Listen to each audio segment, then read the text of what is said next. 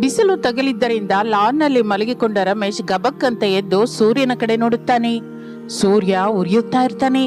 ರಮೇಶಂಗೆ ಕೋಪ ಬರುತ್ತೆ. ಕೋಪದಿಂದ ಗಟ್ಟಿಯಾಗಿ ಅನಾಮಿಕಾ ಅನಾಮಿಕಾ ಎಲ್ಲಿದ್ಯಾ ಎಂದು ಅಂದಿದ್ದರಿಂದ ಟೂತ್ ಪೇಸ್ಟ್ ಬ್ರಷ್ ಹಿಡಿದುಕೊಂಡು ಓಡಿಕೊಂಡು ಅನಾಮಿಕಾ ರಮೇಶನ ಹತ್ರ ಬರ್ತಾಳೆ. ತಗೊಳ್ಳಿ ಟೂತ್ ಪೇಸ್ಟು ಬ್ರಷು. ಇದು ಸರಿ ಅನಾಮಿಕಾ, ಒಂದ್ಸಲ ಮೇಲಕ್ ನೋಡು ಎಂದು ಹೇಳುತ್ತಲೇ ಅನಾಮಿಕಾ ಮೇಲಕ್ಕೆ ನೋಡುತ್ತಾಳೆ. ಸೂರ್ಯ ಉರಿತಾ ಇರ್ತಾನೆ. ಆಗ ರಮೇಶ್ ಕೋಪದಿಂದ ಏಯ್ ನೋಡ್ದ್ಯಾ ಇಲ್ವಾ? ನೋಡಿದೆ ರೀ. ಏನಿದೆ? ಮೇಲೆ ಸೂರ್ಯ ಉರಿತಾ ಇದ್ದಾನೆ ಅಲ್ವಾ? ಈ ಬಿಸಿಲು ನನ್ನ ಮೇಲೆ ಬೀಳ್ತಾ ನನ್ನ ಮಲ್ಕೊಳ್ಳೋಕೆ ಬಿಡದೇ ಇದ್ರೆ ನೀನೇನ್ ಮಾಡ್ತಾ ಇದ್ದೀಯೇ? ನಿನಗೆ ನಾನಂದ್ರೆ ಪ್ರೇಮವಿಲ್ಲ, ಭಯ ಇಲ್ಲ. ನಿನ್ನ ಹೀಗಲ್ವೇ ಎಂದು ಆವೇಶದಿಂದ ತನ್ನ ಕೋಪವನ್ನು ಅನಾಮಿಕಳ ಮೇಲೆ ತೋರಿಸಲಿಕ್ಕೆ ಸುತ್ತಲೂ ನೋಡುತ್ತಾನೆ. ಎಲ್ಲಿಯೂ ಎಂತಹ ಕೋಲು ಕಾಣಿಸಲಿಲ್ಲ ರಮೇಶನಿಗೆ.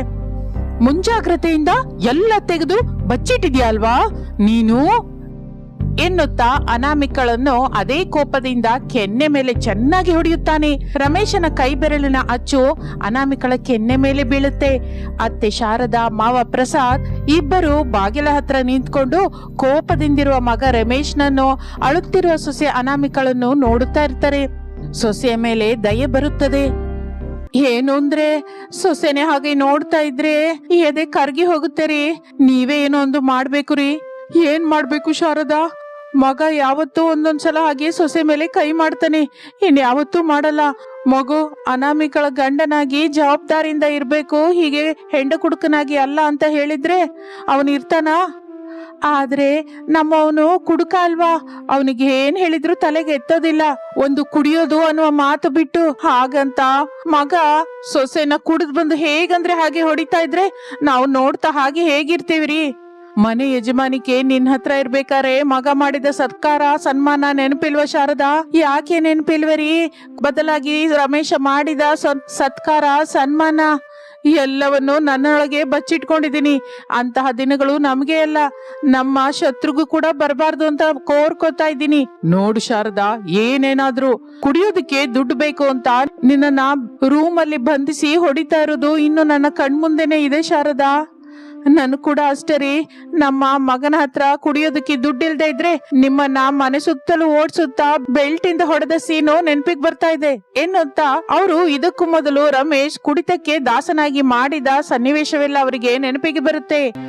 ಆ ದಿನ ತಾಯಿ ಶಾರದಳನ್ನು ರಮೇಶ್ ಒಂದು ರೂಮಲ್ಲಿ ಬಂಧಿಸಿರುತ್ತಾನೆ. ಅವನ ಕೈಯಲ್ಲಿ ಬೆಲ್ಟ್ ಇರುತ್ತೆ. ಶಾರದಾ ರಮೇಶನ ಕೋಪವನ್ನು ನೋಡಿ ಭಯಪಡ್ತಾ ಇರ್ತಾಳೆ. ಬೇಡ ಮಗನೇ, ಆ ಬೆಲ್ಟ್ ಇಂದ ನನ್ನನ್ನು ಹೊಡೆದ್ರೆ ನನಗ್ ಸಿಟ್ಟು ಬರುತ್ತೋ, ನನ್ನನ್ನು ಹೊಡಿಬೇಡವೋ.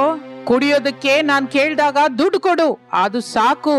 ನಿನ್ನ ಹೂವಲ್ಲಿ ಇಟ್ಕೊಂಡು ನೋಡ್ಕೋತೀನಿ ಮಮ್ಮಿ. ಆದ್ರೆ ನೀನ್ ಹೀಗೆ ಮೊಂಡುತನ ಮಾಡಿದ್ರೆ, ಕುಡಿಯೋದಕ್ಕೆ ನೀನ್ ಕೇಳ್ದಾಗೆಲ್ಲ ದುಡ್ಡು ಕೊಟ್ಕೊಂಡು ಹೋದ್ರೆ ಕಡೆಗೆ ನಾನು ನಿಮ್ಮಪ್ಪ ಎಲ್ಲವನ್ನು ಮಾರ್ಕೋಬೇಕಾಗುತ್ತೆ ಕಣೋ ಎಂದು ತಾಯಿ ಶಾರದಾ ಅನ್ನುತ್ತಲೇ ರಮೇಶನಿಗೆ ಕೋಪ ಮತ್ತಷ್ಟು ಹೆಚ್ಚಾಗುತ್ತೆ. ಅಂದ್ರೆ ನಿನಗೆ ಏಟು ತಪ್ಪಲ್ಲ ಮಮ್ಮಿ. ಹೇಳು ಮಮ್ಮಿ, ಕುಡಿಯೋದಕ್ಕೆ ದುಡ್ಡು ಕೊಡ್ತೀಯಾ? ಈ ಬೆಲ್ಟ್ ಏಟು ತಿಂತೀಯಾ? ಕುಡ್ದು ನಮ್ಮ ಕಣ್ಣ ಮುಂದೆ ನಿನ್ನ ಜೀವನವನ್ನು ನಾಶ ಮಾಡ್ಕೊಳ್ಳೋದು ನಾನು ನೋಡಲಾರ್ದೆ ಹೋಗ್ತಾ ಇದೀನಿ ಕಣೋ. ಅದಕ್ಕೆ ನಿಂಗೆ ದುಡ್ಡು ಕೊಡಲ್ವ ಕಣೋ? ಮಮ್ಮಿ, ನಂಗೆ ಕೋಪ ತರಿಸ್ಬೇಡ. ತಾಯಿ ಅಂತ ಬಹಳ ಸಮಾಧಾನದಿಂದ ದುಡ್ಡು ಕೇಳ್ತಾ ಇದ್ದೀನಿ. ಕೋಪ ತರಿಸ್ಬೇಡ, ಹೊಡೆದ್ರು ಹೊಡಿತೀನಿ. ಕುಡಿತಕ್ಕಾಗಿ ಈ ತಾಯಿನ ಹೊಡಿತೀಯೇನೋ ಮಗನೇ ಎಂದು ಶಾರದಾ ಅನ್ನುತ್ತಲೇ ರಮೇಶನಿಗೆ ಕೋಪ ಹೆಚ್ಚಾಗಿ ಹೋಗುತ್ತೆ. ಆ ಕೋಪದಿಂದ ಕುಡಿಯೋದಕ್ಕೆ ದುಡ್ಡು ಕೊಡದೆ ಇದ್ರೆ ತಾಯಿನೇ ಅಲ್ಲ, ಯಾರನ್ನಾದ್ರೂ ಹೊಡಿತೀನಿ, ಎಲ್ಲಾದ್ರೂ ಹೊಡಿತೀನಿ, ಯಾವಾಗಾದ್ರೂ ಹೊಡಿತೀನಿ. ದುಡ್ಡು ಕೊಡು. ನಾನು ಕೊಡಲ್ಲ ಎಂದು ಶಾರದಾ ಹೇಳುತ್ತಲೇ ರಮೇಶನಿಗೆ ಕೋಪ ಹೆಚ್ಚಾಗಿ ಹೋಗುತ್ತದೆ. ಅಷ್ಟೇ, ಶಾರದಳನ್ನು ಬೆಲ್ಟ್ ಇಂದ ಬಲವಾಗಿ ಹೇಗಂದ್ರೆ ಹಾಗೆ ಹೊಡಿತಾ ಇರ್ತಾನೆ. ಶಾರದಾ ಬೇಡ್ಕೋತಾ ಇರ್ತಾಳೆ, ಬೇಡ ಕಣೋ, ನನಗ್ ಹೊಡಿಬೇಡ್ವೋ. ಈ ಬೆಲ್ಟ್ ಏಟು ನಾನು ತಡಿಲಾರ್ದೆ ಹೋಗ್ತಾ ಇದ್ದೀನಿ. ತಡಿಲಾರ್ದೆ ಹೋದ್ರೆ ದುಡ್ಡು ಕೊಡು, ಆಗ ಹೊಡಿದೇ ಇರ್ತೀನಿ. ನಾನು ಕೊಡಲ್ಲ. ನನ್ನ ಕಣ್ಣ ಮುಂದೆ ನನ್ ಮಗ ಕುಡಿದು ಹಾಳಾಗೋದು, ಹಾಗೆ ಸತ್ತು ಹೋಗೋದು ನಾನು ನೋಡಲಾರೆ ಕಣೋ. ಅಂದ್ರೆ ನಿನ್ಗೇಟು ತಪ್ಪಲ್ಲ ಎಂದು ಕೋಪದಿಂದ ಬಿರುಸಿನಿಂದ ಮತ್ತಷ್ಟು ಗಟ್ಟಿಯಾಗಿ ಶಾರದಳನ್ನ ಹೊಡಿತಾ ಇರ್ತಾನೆ. ಶಾರದಾ ದುಃಖದಿಂದ ಕಣ್ಣೀರು ಹಾಕೋತಾ ಇರ್ತಾಳೆ, ಒಳಗೊಳಗೆ ದುಃಖ ಪಡ್ತಾ ಇರ್ತಾಳೆ. ಎಷ್ಟು ಬೇಡಿಕೊಂಡ್ರು ಇವನು ಕೇಳೋ ಹಾಗಿಲ್ಲ. ಏನಾದ್ರೆ ಅದಾಯ್ತು, ಈ ದಿನ ಮಾತ್ರ ನಾನು ದುಡ್ಡು ಕೊಡಲ್ಲ, ನನ್ನನ್ನು ಸಾಯಿಸಿದ್ರು ಸರಿ ಎಂದು ಶಾರದಾ ಒಂದು ಗಟ್ಟಿ ನಿರ್ಣಯಕ್ಕೆ ಬರುತ್ತಾಳೆ. ರಮೇಶ್ ಬೆಲ್ಟ್ ಇಂದ ಹೊಡೆದು ಬಹಳ ಸುಸ್ತಾಗಿ ಹೋಗುತ್ತಾನೆ. ಆಗ ಅವನಿಗೆ ಶಾರದಳ ಕುತ್ತಿಗೆಯಲ್ಲಿರುವ ತಾಳಿ ಕಾಣಿಸುತ್ತೆ. ಮಮ್ಮಿ, ನಾನು ಎಷ್ಟು ಏಟು ಹೊಡೆದ್ರು ನೀನು ದುಡ್ಡು ಕೊಡ್ತಾ ಇಲ್ಲ. ಈಗ ಕೊಡ್ತೀಯ ನೋಡು, ದುಡ್ಡು ಕೊಡ್ತೀಯಾ, ಈ ತಾಳಿ ಕಿತ್ಕೊಳ್ಳ ಎಂದು ರಮೇಶ್ ಅನ್ನುತ್ತಲೇ ಶಾರದಳಿಗೆ ವಿಪರೀತವಾದ ಕೋಪ ಬರುತ್ತೆ. ಅಷ್ಟೇ, ಆ ಕೋಪದಿಂದ ರಮೇಶನಿಗೆ ಬೀಸಿ ಒಂದು ಹೊಡೆಯುತ್ತಾಳೆ. ಅದರಿಂದ ರಮೇಶ್ ತಲೆ ತಿರುಗಿ ಕೆಳಗೆ ಬಿದ್ದು ಬಿಡುತ್ತಾನೆ. ಶಾರದಾ ಕಣ್ಣೀರು ಒರೆಸಿಕೊಂಡು ಆ ರೂಮಿಂದ ಹಾಲ್ಗೆ ಬರುತ್ತಾಳೆ. ಬೆಲ್ಟಿನ ಏಟಿನಿಂದ ಬಂದ ಬರೆಗಳ ನೋವಿನಿಂದ ಸೋಫಾದಲ್ಲಿ ಬಂದು ಕೂತ್ಕೋತಾಳೆ. ಆಗಲೇ ಅನಾಮಿಕಾ ಹೊರಗಿಂದ ಬರುತ್ತಾಳೆ. ಬರೆಗಳಿಂದ ನೋವು ಅನುಭವಿಸುತ್ತಿರುವ ಅತ್ತೆ ಶಾರದಳನ್ನು ನೋಡಿ ಕಣ್ಣೀರು ಹಾಕುತ್ತಾಳೆ. ಏನಾಯ್ತು ಅತ್ತೆ? ನಿನ್ನ ಕುಡುಕ ಗಂಡನ ಘನ ಕಾರ್ಯ ಸೊಸೆ. ನಾನು ಹೊರಗೆ ಹೋಗ್ತಾ ಅವ್ರಿಗೆ ಕಾಣಿಸದೇ ಇರಿ ಅಂತ ಎಷ್ಟು ಕರೆದ್ರು ಸರಿ, ರೂಮಿನಿಂದ ಹೊರಗೆ ಬರಬೇಡಿ ಅಂತ ಹೇಳಿ ಹೋಗಿದ್ದೆ ಅಲ್ವಾ ಅತ್ತೆ? ನೀನ್ ಹೇಳಿದ ಹಾಗೆ ನಾನು ಮಾಡ್ದೆ ಕಣೆ ಸೊಸೆ. ನನ್ ರೂಮ್ ಒಳಗೆ ಹೋಗಿ ಚಿಲ್ಕ ಕೂಡ ಹಾಕೊಂಡೆ. ಸ್ವಲ್ಪ ಸಮಯದ ನಂತರ ಅಮ್ಮ ಅಂತ ಗಟ್ಟಿಯಾಗಿ ಕರೆ ಕೇಳ್ತು. ನನ್ ಮಗಂಗೆ ಏನೋ ಏಟು ಬಿದ್ದಿದೆ ಅಂತ ರೂಮಿಂದ ಹೊರಗ್ ಬಂದೆ. ಇಲ್ ನೋಡು, ಹೀಗೆ ಮೈಯೆಲ್ಲ ಬರೆ ಹಾಕಿಸ್ಕೊಂಡೆ. ಇಲ್ಲೇ ಇರಿ ಅತ್ತೆ, ಬಿಸಿ ನೀರಿನ ಕಾವು ಕೊಡ್ತೀನಿ ಎಂದು ಹೇಳಿ ಅನಾಮಿಕಾ ಅಲ್ಲಿಂದ ಹೊರಟು ಹೋಗುತ್ತಾಳೆ. ಸರಿಯಾಗಿ ಆಗಲೇ ಬಿಸ್ನೆಸ್ ಕೆಲಸದ ಮೇಲೆ ಹೋದ ಪ್ರಸಾದ್ ಮನೆಗೆ ಬರುತ್ತಾನೆ. ಶಾರದಳ ದುಃಖವನ್ನು ನೋವನ್ನು ನೋಡಿ ಇಲ್ಲಿಲ್ಲದ ಆವೇಶ ಬರುತ್ತೆ. ಈ ದಿನಕ್ಕೆ ಅವನನ್ನ ಬಿಡೋದಿಲ್ಲ. ಎಲ್ಲಿದ್ದಾನೆ ಶಾರದಾ ಅವನು, ಆ ಕುಡುಕ ನನ್ ಮಗ ಎಂದು ಹೇಳುತ್ತಲೇ ಶಾರದಾ ಮಗನನ್ನು ತೋರಿಸುತ್ತಾಳೆ. ಪ್ರಸಾದ್ ರಮೇಶ್ ಇರುವ ರೂಮಿಗೆ ಹೋಗುತ್ತಾನೆ. ಆಗಲೇ ರಮೇಶ ಮೇಲಕ್ಕೆದ್ದು ಬೆಲ್ಟ್ ಹಿಡಿದುಕೊಂಡು ಸಿದ್ಧವಾಗಿರ್ತಾನೆ. ತಂದೆ ಪ್ರಸಾದ್ ನನ್ನ ನೋಡ್ತಾನೆ. ಬಂದ್ಯ ಡ್ಯಾಡಿ, ಡ್ರಿಂಕಿಂಗ್ ಆಗಿ ದುಡ್ಡು ಅಮ್ಮನ ಕೇಳಿದ್ರೆ ಕೊಡು ಅಂದ್ರೆ ಕೊಡ್ಲಿಲ್ಲ, ನೀವಾದ್ರೂ ಕೊಡ್ತೀರಾ ಇಲ್ಲ ನನ್ನ ಬೆಲ್ಟ್ಗೆ ಕೆಲಸ ಹೇಳ. ಬೆಲ್ಟ್ ಏನಕ್ಕೆ ಮಗನೇ, ನಿನಗೆ ಎಷ್ಟು ದುಡ್ಡು ಬೇಕು ಹೇಳು. ಹೋ ಅರೆ ವಾ ಡ್ಯಾಡಿ, ನಿಜವಾಗಿ ಕೊಡ್ತೀಯ ಡ್ಯಾಡಿ? ಕೊಡ್ತೀನಿ ಮಗನೇ, ಆದ್ರೆ ಈಗ ನನ್ನ ಹತ್ರ ಇಲ್ಲ. ನನ್ನ ರೂಮಲ್ಲಿ ಬೀರೋನಲ್ಲಿದೆ, ಹೋಗಿ ತಗೊಂಬರ್ತೀನಿ, ನೀನ್ ಇಲ್ಲೇ ಇರು. ನಾನು ನಿಮ್ಮನ್ನ ನಂಬಲ್ಲ ಡ್ಯಾಡಿ, ನಾನ್ ಕೂಡ ನಿಮ್ ಜೊತೆಗೆ ಬರ್ತೀನಿ ಎಂದು ಹೇಳುತ್ತಲೇ ಪ್ರಸಾದ್ ಅಲ್ಲಿಂದ ಮನೆಯ ಸುತ್ತಲೂ ಓಡೋದಕ್ಕೆ ಶುರು ಮಾಡುತ್ತಾನೆ. ಅದನ್ನು ನೋಡಿ ರಮೇಶ್ ಕೂಡ ಪ್ರಸಾದನ ಹಿಂದೆಯೇ ಓಡ್ತಾ ಇರ್ತಾನೆ. ಇಬ್ಬರು ಸೇರಿ ಮನೆಯ ಸುತ್ತಲೂ ಓಡ್ತಾ ಇರ್ತಾರೆ. ಅನಾಮಿಕಾ ಒಳಗಡೆಯಿಂದ ಬಿಸಿ ನೀರು ತಂದು ಶಾರದಳಿಗೆ ಕಾವು ಕೊಡ್ತಾ ಇರ್ತಾಳೆ. ನನ್ನನ್ನು ಕ್ಷಮಿಸು ಸೊಸೆ. ಏನಾಯ್ತು ಅತ್ತೆ, ಯಾಕೆ ಹೀಗೆ ಮಾತಾಡ್ತಾ ಇದ್ದೀರಿ? ನಾನು ನಿನ್ ಬಗ್ಗೆ ತಪ್ಪಾಗಿ ಅಂದ್ಕೊಂಡೆ ಸೊಸೆ, ಆದ್ರೆ ನೀನು ಯಾವತ್ತೂ ಹಾಗೆ ನಡ್ಕೊಳ್ಳಿಲ್ಲ. ನನ್ನನ್ನು ತಾಯಿಯ ಹಾಗೆ, ಅವರನ್ನ ತಂದೆ ಹಾಗೆ ನೋಡ್ಕೋತಾ ಇದೀಯಾ. ಅತ್ತೆ, ನಾನು ದುಡ್ಡಿನಲ್ಲಿ ಬಡವಳೆ ಇರ್ಬೋದು, ಆದರೆ ಪ್ರೇಮಕ್ಕಲ್ಲ. ಅರ್ಥವಾಯ್ತು ಸೊಸೆ ಎಂದು ಅತ್ತೆ ಸೊಸೆಯರಿಬ್ಬರು ಮಾತನಾಡಿಕೊಳ್ತಾ ಇರ್ತಾರೆ. ಇನ್ನು ಮತ್ತೊಂದು ಕಡೆ ರಮೇಶು ಪ್ರಸಾದ್ ಇಬ್ಬರು ಮನೆ ಸುತ್ತ ಓಡಿ ಸುಸ್ತಾಗಿ ಹೋಗುತ್ತಾರೆ. ಹಾಗೆ ಆ ದಿನ ಕಳೆದು ಹೋಗುತ್ತದೆ. ಒಂದು ದಿನ ಮೂವರು ಶಾರದಾ, ಪ್ರಸಾದ್, ಅನಾಮಿಕಾ ಕಲೆತು, ಅತ್ತೆ ನಾವು ಅಂದುಕೊಂಡ ಹಾಗೆ ಎಲ್ಲ ಸೇರಿಸ್ಕೊಂಡು ಹೊರಟೋಗೋಣ, ಆಗಲಾದ್ರೂ ಅವರಿಗೆ ಸರಿಯಾಗಿ ಬುದ್ಧಿ ಬರುತ್ತೆ ಎಂದು ಮೂವರು ಸೇರಿ ರಮೇಶ್ ನಲ್ಲಿ ಬದಲಾವಣೆ ಬರಬೇಕು ಅನ್ನುವ ಉದ್ದೇಶದಿಂದ ಮನೆಯಿಂದ ಹೊರಟು ಹೋಗುತ್ತಾರೆ. ದಿನ ಕಳೆಯುತ್ತಿದ್ದ ಹಾಗೆ ರಮೇಶ್ ಮನೆಯಲ್ಲಿ ಏನೋ ಒಂದು ಮಾರಾಟ ಮಾಡುತ್ತಾ ಕುಡಿಯುತ್ತಾ ಇರ್ತಾನೆ. ಸ್ವಲ್ಪ ದಿನಕ್ಕೆ ಮನೆಯಲ್ಲಿ ಮಾರಾಟ ಮಾಡೋದಕ್ಕೆ ರಮೇಶನಿಗೆ ಏನೂ ಮಿಕ್ಕಿರೋದಿಲ್ಲ. ಹೊರಗೆ ಯಾರನ್ನು ಕುಡಿಯಲಿಕ್ಕೆ ದುಡ್ಡು ಕೇಳಿದ್ರು ಕೊಡ್ತಾ ಇರ್ಲಿಲ್ಲ. ಅದರಿಂದ ಮನೆಯಲ್ಲಿಯೇ ಹುಚ್ಚು ಹಿಡಿದ ಹಾಗೆ ಅರಚುತ್ತಾ ಇರ್ತಾನೆ ರಮೇಶ್. ಮಮ್ಮಿ ಮಮ್ಮಿ ಎಂದು ಕರೆಯುತ್ತಾ ಇರುತ್ತಾನೆ. ಆಗ ಶಾರದಾ ಸೋಫಾದಲ್ಲಿ ಕೂತ್ಕೊಂಡು, ಮಗು ರಮೇಶು, ಕುಡ್ತಾ ಬಿಟ್ಬಿಡು, ನಾನ್ ಬರ್ತೀನಿ ಎಂದು ಹೇಳಿ ತಕ್ಷಣ ಮಾಯವಾಗಿ ಹೋಗುತ್ತಾಳೆ. ಡ್ಯಾಡಿ ಡ್ಯಾಡಿ ಎಂದು ಅನ್ನುತ್ತಲೇ ಪ್ರಸಾದ್ ಮತ್ತೊಂದು ಕಡೆ ಪ್ರತ್ಯಕ್ಷವಾಗುತ್ತಾನೆ. ಅರೆ ರಮೇಶು, ನಾನು ನಿನಗೆ ಬೇಕು ಅಂದ್ರೆ ನೀನು ಕುಡಿತಕ್ಕೆ ದೂರದಿಂದಿರ್ಬೇಕು ಎಂದು ಹೇಳಿ ಮಾಯವಾಗಿ ಹೋಗುತ್ತಾನೆ. ಅನಾಮಿಕಾ, ನೀನೆಲ್ಲಿದ್ಯಾ? ನನಗಾಗಿ ಬಾ ಅನಾಮಿಕಾ ಎಂದು ರಮೇಶ್ ಬೇಡಿಕೊಳ್ಳುತ್ತಾ ಇದ್ದರೆ ಅನಾಮಿಕಾ ಕೂಡ ಶಾರದಾ ಪ್ರಸಾದರ ಹಾಗೆಯೇ ಒಂದು ಕಡೆ ಪ್ರತ್ಯಕ್ಷವಾಗಿ ರಮೇಶನಿಗೆ ಕಾಣಿಸುತ್ತಾಳೆ. ನಗುತ್ತಾ ಹೀಗನ್ನುತ್ತಾಳೆ, ನಿಮ್ಮನ್ನ ಬಿಟ್ಟು ನಾನೆಲ್ಲಿಗೆ ಹೋಗ್ತೀನಿ ರೀ? ಇಲ್ಲ ಅಂದ್ರೆ? ಅರ್ಥವಾಯ್ತು ಅನಾಮಿಕಾ, ಅರ್ಥವಾಯ್ತು. ನಾನು ಕುಡಿತನ ಬಿಟ್ಬಿಡ್ತೀನಿ ಅನಾಮಿಕಾ. ನನಗೆ ನೀವೆಲ್ಲರೂ ಬೇಕು. ನಿಮ್ಮನ್ನ ಬಿಟ್ಬಿಟ್ಟು ನಾನು ಹೀಗೆ ಒಂಟಿಯಾಗಿ ಬದುಕಲಾರೆ. ನಿಮಗಾಗಿ ನಾನು ಕುಡಿತ ಬಿಟ್ಬಿಡ್ತೀನಿ. ಆಗ ಶಾರದಾ, ಪ್ರಸಾದ್, ಅನಾಮಿಕಾ ಮೂವರು ತಿರುಗಿ ಮನೆಗೆ ಬರುತ್ತಾರೆ. ಇನ್ನು ರಮೇಶ್ನಲ್ಲಿ ಬದಲಾವಣೆ ಬರುತ್ತೆ. ಕುಡಿತ ಅನ್ನುವ ಅಭ್ಯಾಸಕ್ಕೆ ದೂರವಾಗುತ್ತಾನೆ. ಮನೆಯಲ್ಲಿರುವ ಎಲ್ಲರ ಜೊತೆ ಸೇರಿ ಸಂತೋಷದಿಂದ ಜೀವಿಸುತ್ತಾ ಇರುತ್ತಾನೆ. ಇದು ಇಂದಿನ ಕತೆ. ಮತ್ತೊಂದು ಆಸಕ್ತಿಕರವಾದ ಕತೆ ಜೊತೆ ಮತ್ತೆ ಸೇರೋಣ. ಅಲ್ಲಿಯವರೆಗೂ ನಮಸ್ತೆ. ಸುಡುತ್ತಿರುವ ಬಿಸಿಲಿನಲ್ಲಿ ಕಾಲಿಗೆ ಚಪ್ಪಲಿ ಇಲ್ಲದೆ ಮಕ್ಕಳು ಹರೀಶ್ ಭವ್ಯರು ಓಡುತ್ತಾ ಇರ್ತಾರೆ. ಅವರಿಗೆ ಸ್ವಲ್ಪ ದೂರದಲ್ಲಿ ಶಾರದಾ ಓಡ್ಕೊಂಡು ಬರ್ತಾ ಅವರನ್ನ ಹಿಡ್ಕೋಬೇಕು ಅಂತ ನೋಡ್ತಾ ಇರ್ತಾಳೆ. ನಿಂತ್ಕೊಳ್ಳಿ ಮಕ್ಕಳೇ, ಬಿಸಿಲು ತುಂಬಾ ಇದೆ, ಕಾಲಿಗೆ ಚಪ್ಪಲಿ ಕೂಡ ಇಲ್ಲ, ನನ್ನ ಮಾತು ಕೇಳಿ ಹಿಂದಕ್ಕೆ ಬಂದ್ಬಿಡಿ, ನಾವು ನಮ್ಮ ಮನೆಗೆ ಹೊರಟೋಗೋಣ. ನಾವು ಮನೆಗೆ ಬರಲ್ಲ, ನಾವು ಅಮ್ಮನ ಹತ್ರನೇ ಹೋಗ್ತೀವಿ, ಅಮ್ಮನ ಜೊತೆಗೆ ಇರ್ತೀವಿ. ಗುಡಿ ಹತ್ರ ಅಮ್ಮ ಬಿಸಿಲಲ್ಲಿ ಇರ್ತಾಳೆ ಕಣೋ, ಬಿಸಿಲಲ್ಲೇ ಹಳೆ ಕೊಡೆ ಹಿಡ್ಕೊಂಡು ಹೂ ಮಾರ್ತಾ ಇರ್ತಾಳೆ. ನನ್ನ ಮಾತು ಕೇಳಿ ಹಿಂದಕ್ಕೆ ಬಂದ್ಬಿಡ್ರೋ, ಮನೆಗೆ ಹೋಗೋಣ. ಕತ್ತಲಾದ ಮೇಲೆ ನಿಮ್ಮಮ್ಮ ಹೇಗೂ ಮನೆಗೆ ಬರ್ತಾಳಲ್ಲ, ಆಗ ಮಾತಾಡ್ಕೋಬೋದು. ಅಮ್ಮ ಬರೋ ಹೊತ್ತಿಗೆ ತಡ ಆಗುತ್ತೆ, ನಾವು ಆಗಲೇ ಮಲ್ಕೊಂಡ್ಬಿಟ್ಟಿರ್ತೀವಿ. ಮತ್ತೆ ಎದ್ದು ನೋಡೋ ಹೊತ್ತಿಗೆ ಅಮ್ಮ ಇರಲ್ಲ, ನೀನೇ ಇರ್ತೀಯ. ನಿನ್ ಜೊತೆ ಆ ಮನೆಯಲ್ಲಿ ಬಿಸಿ ಕೂಡ ಇರುತ್ತೆ. ಏನೋ ಒಂದು ಟಿಫಿನ್ ಮಾಡ್ತೀಯ, ಅದನ್ನೇನೋ ತಿನ್ನೋಕ್ ಮನ್ಸಾಗಲ್ಲ. ಹೊರಗೆ ಹೋಗಿ ಆಡ್ಕೊಳ್ಳೋಣ ಅಂದ್ರೆ ಬಿಸಿ, ಮನೆಯಲ್ಲಿರೋ ಟಿವಿ ನೋಡೋಣ ಅಂದ್ರೆ ಬಿಸಿ, ಏನಾದ್ರೂ ಮುಟ್ಕೊಂಡ್ರೆ ಬಿಸಿ, ಏನಾದ್ರೂ ಹಿಡ್ಕೊಂಡ್ರು ಬಿಸಿ, ಬಿಸಿ ಬಿಸಿ. ಇನ್ನು ಮನೆಯಲ್ಲಿರೋದು ನಮ್ಮಿಂದ ಆಗಲ್ಲ, ನಾವು ಅಮ್ಮನ ಹತ್ರನೇ ಹೋಗ್ತೀವಿ ಎಂದು ಹೇಳಿ ಮಕ್ಕಳು ಹರೀಶ್ ಭವ್ಯರು ಗುಡಿಯ ಹತ್ತಿರ ಹೂವು ಮಾರಿಕೊಳ್ಳುತ್ತಿರುವ ಬಡ ಸೊಸೆ ಅನಾಮಿಕಳ ಹತ್ತಿರಕ್ಕೆ ಓಡುತ್ತಾರೆ. ಅವರನ್ನು ನೋಡಿ ಅನಾಮಿಕಾ ಗಾಬರಿಯಾಗ್ತಾ ಇರುವಾಗ ಅತ್ತೆ ಶಾರದ ಕೂಡ ಓಡಿಕೊಂಡು ಅಲ್ಲಿಗೆ ಬರ್ತಾಳೆ. ಅಯ್ಯೋ ಅತ್ತೆ, ಏನಾಯ್ತು? ಫಸ್ಟ್ ಏನೋ ಮಕ್ಕಳು ಹರೀಶ್ ಭವ್ಯ ಬಂದ್ರು, ಆಮೇಲೆ ನೀವು ಅವ್ರ ಹಿಂದೆನೆ ಓಡ್ಕೊಂಡು ಬಂದ್ರಿ. ಏನಾದ್ರೂ ಮಲಗಿರೋ ನಾಯಿ ಮೇಲೆ ಕಲ್ಲು ಹಾಕಿದ್ರ ಏನೋ, ಇಲ್ಲ ಅಂದ್ರೆ ಮೇಯ್ತಾ ಇರುವ ಕೋಣದ ಬಾಲ ಹಿಡ್ಕೊಂಡು ಎಳೆದ್ರ ಏನೋ? ನಿಜಕ್ಕೂ ಏನಾಯ್ತತ್ತೆ? ನನ್ನಲ್ವೇ ಸೊಸೆ, ನನಗಿಂತ ಮೊದಲು ನಿನ್ನ ಹತ್ರ ಓಡ್ಕೊಂಡು ಬಂದ ಮೊಮ್ಮಗಳನ್ನ ಕೇಳು, ಅವರೇ ಹೇಳ್ತಾರೆ ನಿಜವಾದ ವಿಷಯ ಏನು ಅಂತ. ಏನಾಯ್ತು ಮಕ್ಕಳೇ, ಯಾಕೆ ಮನೆಯಿಂದ ಹೀಗೆ ಓಡ್ಕೊಂಡು ಬಂದ್ರಿ? ಮನೆಯೆಲ್ಲ ಬಿಸಿ, ಏನ್ ಹಿಡ್ಕೊಂಡ್ರು ಸುಡ್ತಾ ಇದೆ ಅಮ್ಮ. ಮನೆಯಲ್ಲಿರೋದು ನಮ್ಮಿಂದ ಆಗಲ್ಲಮ್ಮ, ಅದಕ್ಕೆ ಸಾಯಂಕಾಲದವರೆಗೂ ಗುಡಿನಲ್ಲೇ ಇರ್ತೀವಿ, ನಿನ್ ಜೊತೆಗೇನೆ ಮನೆಗೆ ಬರ್ತೀವಿ. ಗುಡಿ ಹತ್ರ ಇನ್ನೂ ಬಿಸಿ ಹೆಚ್ಚಾಗಿದೆಪ್ಪ, ನನ್ನ ಮಾತು ಕೇಳಿ ಮನೆಗೆ ಹೋಗಿ ಯಾವುದೋ ಒಂದು ವಿಧದಿಂದ ನಮ್ಮ ಮನೆ ಹತ್ರನೇ ಇರಿ. ಮಕ್ಕಳು ಮನೆ ಹತ್ರ ಇರಬೇಕು ಅಂದ್ರೆ ಕೂಲರ್ ಬೇಕಂತೆ ಸೊಸೆ, ಕೂಲರು. ಹೌದು ಮಮ್ಮಿ, ನಮ್ಮ ಕೂಲರ್ ಬೇಕು. ಕೂಲರ್ ಕೊಡಿಸ್ತೀವಿ ಅಂದ್ರೆ ನಾವು ಮನೇಲಿ ಇರ್ತೀವಿ, ಇಲ್ಲ ಅಂದ್ರೆ ನಿನ್ ಜೊತೆ ಇಲ್ಲೇ ಗುಡಿನಲ್ಲೇ ಇರ್ತೀವಿ. ಕೂಲರ್ ಕೊಂಡ್ಕೊಳ್ಳೋಷ್ಟು ದುಡ್ಡು ನಮ್ಮ ಹತ್ರ ಇಲ್ವಲ್ಲ ಮಗನೇ, ನನ್ನ ಮಾತು ಕೇಳಿ ಮನೆಗೆ ಹೋಗಿ. ಅದಲ್ಲಮ್ಮ, ಕೂಲರ್ ಶಾಪ್ ಹತ್ರ ಹೋಗಿ ನೋಡ್ದಲೆ ನಮ್ಮ ಹತ್ರ ಕೂಲರ್ ಕೊಂಡ್ಕೊಳ್ಳೋಷ್ಟು ದುಡ್ಡಿಲ್ಲ ಅಂತ ಹೇಗೆ ಹೇಳ್ತೀಯಾ? ಹಾಗೆ ಹೇಳ್ತಿದೀಯಾ ಅಂದ್ರೆ ನೀನು ನಮಗೆ ಕೂಲರ್ ಕೊಡಿಸ್ಬಾರ್ದು ಅಂತ ಗಟ್ಟಿಯಾಗಿ ಅಂದ್ಕೊಂಡಿದೀಯಲ್ವಾ? ಮಕ್ಕಳೇ, ನನ್ನ ಸೊಸೆ ಹಾಗೆ ಯಾಕೆ ಅಂದ್ಕೋತಾಳೆ ಹೇಳಿ?